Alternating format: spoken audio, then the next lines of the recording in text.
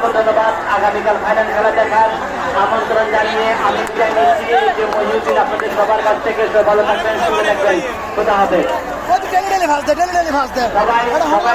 সবাই মাঠ ত্যাগ করবেন, সবাই মাঠ ত্যাগ করবেন, খেলোয়াড়রা দ্রুত মাঠ ত্যাগ করবেন।